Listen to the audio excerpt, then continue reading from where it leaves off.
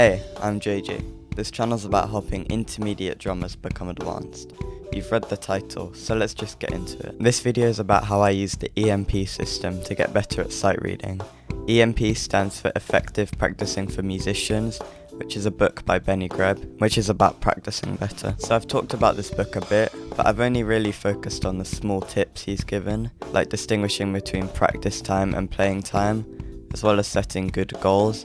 But I've never really talked about the main selling point, which is the EMP system. And that's because I'd tried it in the past, but I didn't do it properly, and I didn't want to talk about something that I didn't really know much about. The skill I wanted to get better at was sight reading, specifically big band sight reading for my school's jazz band. I'm highlighting the fact that I'm focusing on big band stuff, because before I'd done sight reading practice, but it didn't really help my big band playing that much, because I mainly practiced more conventional sight reading. I started with 3 cold start recordings of charts in this book, and a cold start recording is where you basically try replicate the end product as much as you can. These songs were all by Gordon Goodwin's band, and they were Cut and Run,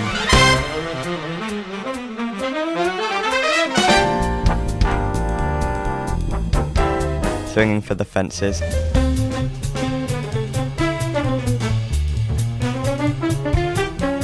and Jazz Police.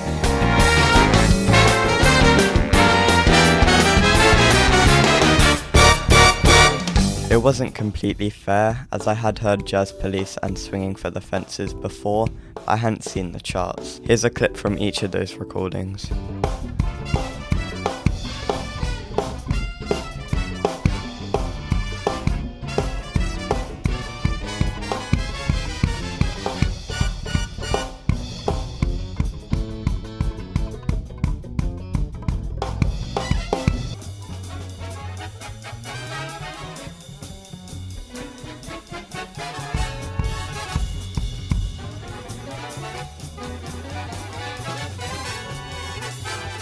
The next thing I did was get snapshot recordings for each of the 3 tracks. And a snapshot recording is where you change the condition so that you can actually play it properly. And in this case, I followed along with the charts whilst listening to the track before playing it.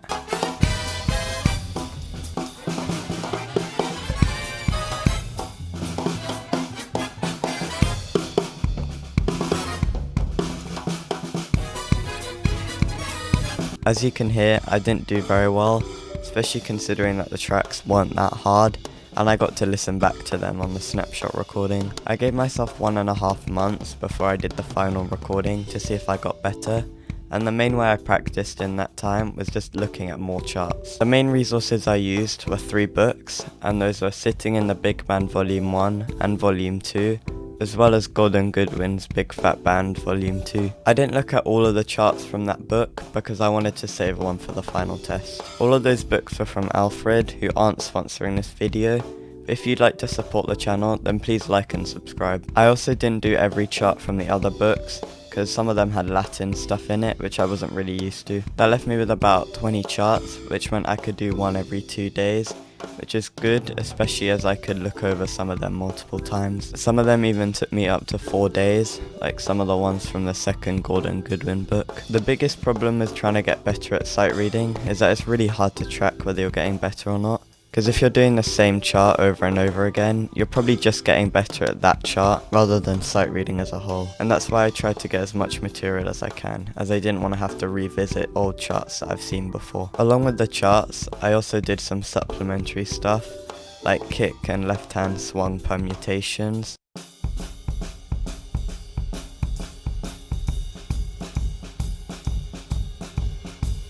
I also tried to get used to some more complex ride cymbal patterns rather than just the basic spang-a-lang.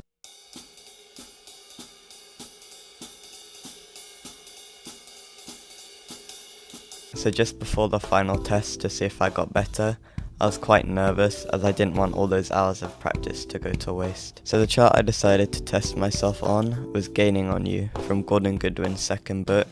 And I chose this one because it's similar to Swinging for the Fences, which was the one I found hardest at the start, because they're both very fast. Gaining on You is actually even faster at 260 compared to 192 beats per minute.